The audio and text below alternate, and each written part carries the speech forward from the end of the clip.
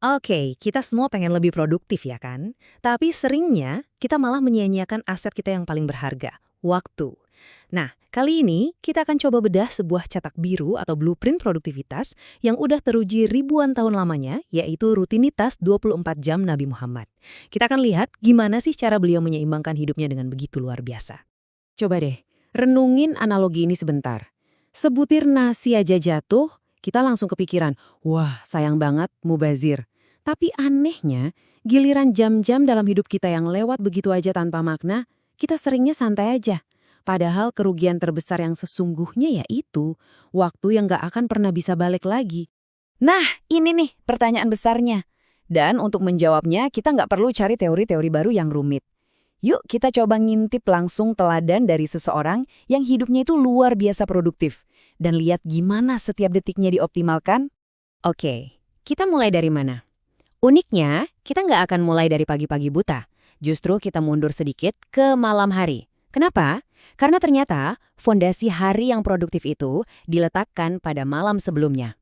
Apa yang Anda lakuin sebelum tidur itu benar-benar nentuin bakal kayak gimana hari esok Anda.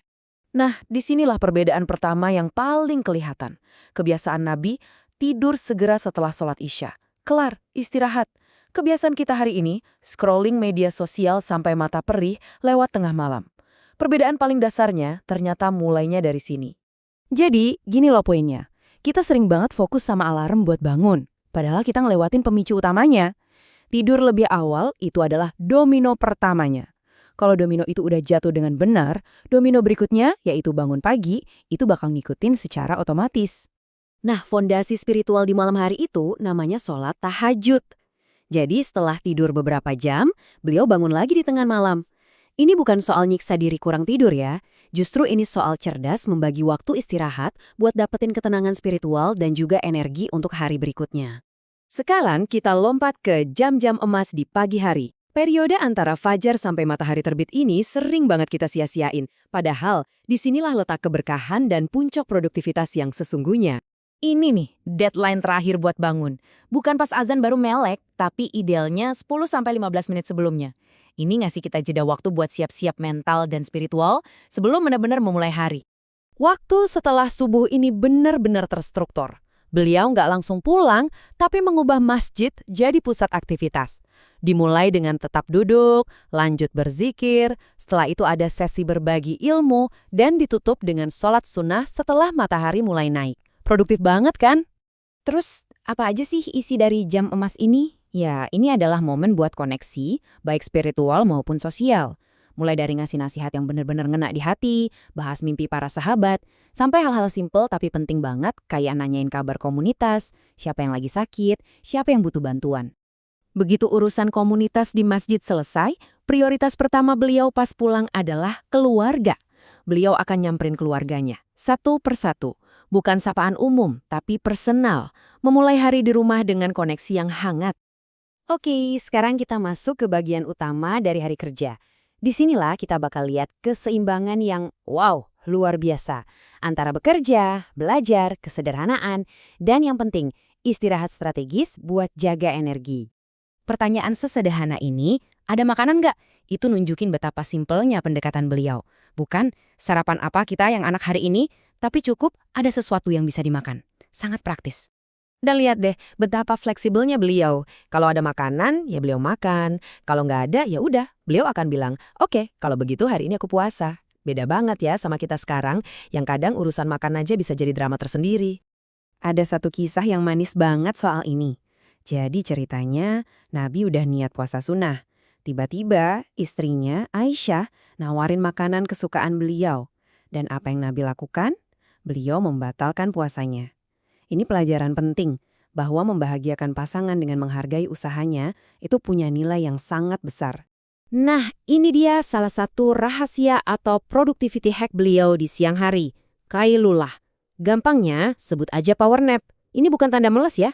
Justru ini cara yang sangat strategis buat nge-charge baterai energi di tengah kesibukan. Jadi kalau kita lihat polanya, tidur Nabi itu ternyata polifasik, bukan monofasik kayak kita yang tidur 8 jam langsung. Istirahat beliau terbagi 3. Ada tidur utamanya setelah Isya, lalu istirahat super singkat sebelum subuh untuk persiapan tahajud, dan terakhir power nap sebelum zuhur itu tadi. Dan yang kerennya, praktek ribuan tahun lalu ini, ternyata divalidasi sama sains modern loh. Lembaga kayak National Sleep Foundation aja merekomendasikan tidur siang singkat, karena secara ilmiah emang terbukti bisa ningkatin performa otak dan kewaspadaan. Jadi, blok waktu dari duha sampai sebelum zuhur itu ibaratnya jadi waktu kampus utama buat para sahabat. Ini adalah sesi paling panjang dan paling fokus yang memang didedikasikan khusus buat pendidikan, transfer ilmu, dan membentuk karakter generasi saat itu. Oke, sekarang kita beranjak ke penghujung hari. Di sini fokusnya mulai bergeser lagi. Dari yang tadinya banyak urusan publik, sekarang balik lagi ke ranah pribadi dan keluarga, menutup hari dengan penuh makna. Suasana setelah asar itu rasanya lebih rileks, lebih santai. Sesi ilmunya masih ada, tapi nggak seformal pagi. Waktunya lebih banyak diisi buat interaksi personal, nyamperin keluarga, main sama cucu-cucunya, atau sekedar ngobrol sama sahabat di pasar. Coba deh perhatikan simetri yang indah di sini. Hari beliau dibuka dengan menyapa keluarga dan ditutup juga dengan menyapa keluarga.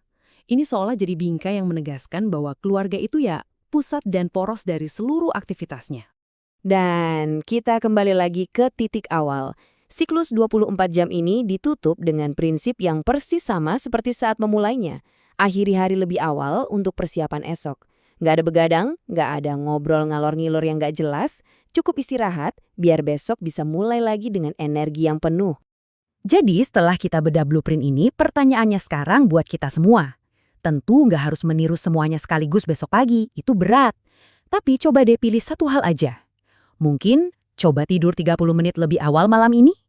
Atau coba power nap 15 menit besok siang?